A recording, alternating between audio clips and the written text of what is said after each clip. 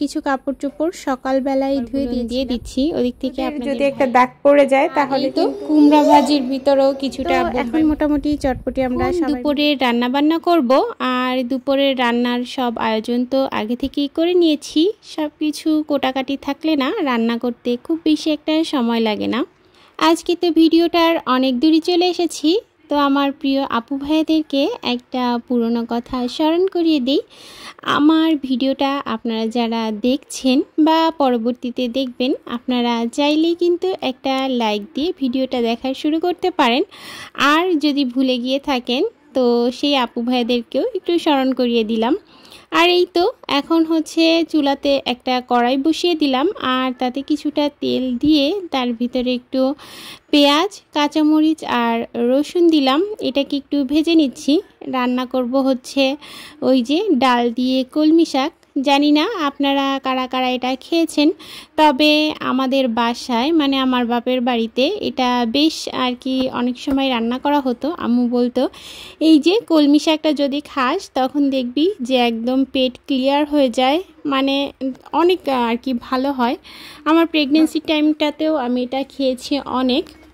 আসলে ওই যে কথায় বলে না, যে কোনো কিছুর পিছনেই যে কত কাহিনী, কত কথা লুকায়িত থাকে, সেটা আর কি যখন আপনি সেই কাজটা করতে যাবেন তখন আপনার মনে পড়ে যাবে।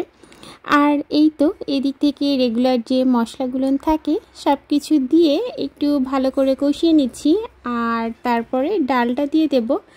আর এদিক থেকে এই যে কুমড়া ঠিক এরকম চাকচাক করে কেটে নিয়েছি, কুমড়া ভাজি করব।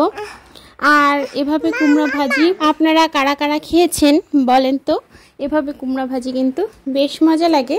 তো কুমড়া ভাজি করার জন্য আমি একটু হলুদের গুঁড়া, একটু মরিচের গুঁড়া আর একটু জিরার গুঁড়া আর পরিমাণ মতো লবণ দিয়ে দিলাম।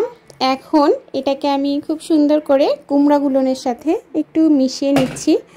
এভাবে মাছ ভাজি, বেগুন ভাজি, যে কোনো ভাজি করলেই তো আমার পরিবারে দুর্দান্তভাবে চলে যায়, মানে সবাই খুব বেশি পছন্দ করে।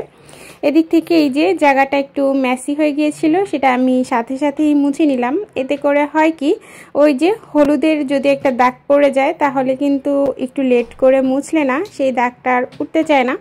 তো এ কারণে আমি একটু সাথে সাথেই মুছে নিলাম। খুব বেশি ঝোলও হবে না, আবার খুব বেশি গামাখাও হবে না, মিডিয়াম পর্যায়ে হবে। ওদিক থেকে আমি হচ্ছে এখন আমার অনেক পরিমাণের ক্ষুধা পেয়ে গিয়েছিল।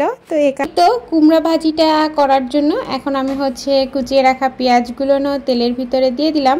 আর জানেন তো একটু বোম্বাই মরিচ দিয়েই রান্না করছিলাম, মানে মরিচের ঘ্রাণটাই আমার অনেক অনেক বেশি ভালো লাগে। তো ওদিক থেকে কলমি শাকের ভিতরেও আমি কিছুটা বোম্বাই মরিচ দিয়েছিলাম, আর এই তো কুমড়া ভাজির ভিতরেও কিছুটা বোম্বাই মরিচ দিয়ে দিলাম।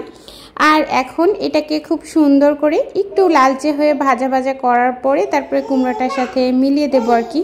ওদিক থেকে আপনাদের ভাইয়া মানে এই তরকারিটা খেয়ে বলছিল বেশ মজা হয়েছে। আপনাদের ভাইয়া আবার এই তরকারিটা খেতে বেশ পছন্দ করে। এই যে কলমি শাক দিয়ে ডাল আর হচ্ছে এই যে কুমড়া ভাজি, দুইটাই তার খুব পছন্দের খাবার। এই গরমের ভিতরে এরকম আর কি হালকা পাতলা খাবার বেশ ভালো লাগে। আজকে বাসায় কোনো রকম মাছ রান্না করা হয়নি, তো ছেলেটাকে ভাবছে একটা ডিম পোস্ট করে দেব। ও তো এই যে একটু ডাল হলে হয়, তবে কলমি শাক দিয়ে ডাল করেছি, এটা আবার দেখি একটু নাক ছিটকাবে আর কি, খেতে চায় না। ওদিক থেকে রান্না বান্নাগুলো তো মোটামুটি আমার সব কমপ্লিট হয়ে গেছে। এখন আমি হচ্ছে এই তো বাটিতে নিয়ে নিচ্ছি, আর এরপর মোটামুটি আমি এগুলো টেবিলেও সার্ভ করে দেব। আর এখন আমি এই তো টেবিলে খাবারগুলো দিয়ে দিচ্ছি। ওদিক থেকে আপনাদের ভাইয়াকেও একটু ফোন দিয়েছিলাম যে কখন আসবে, তো সে বলল তার আসতে আজকে একটু লেটই হবে, একবারে আর কি 5টার দিকে আসবে, 5টা 5:30 বেজে যাবে আসতে আসতে। এদিক থেকেই তো আমার রান্নাবান্না একদমই কমপ্লিট।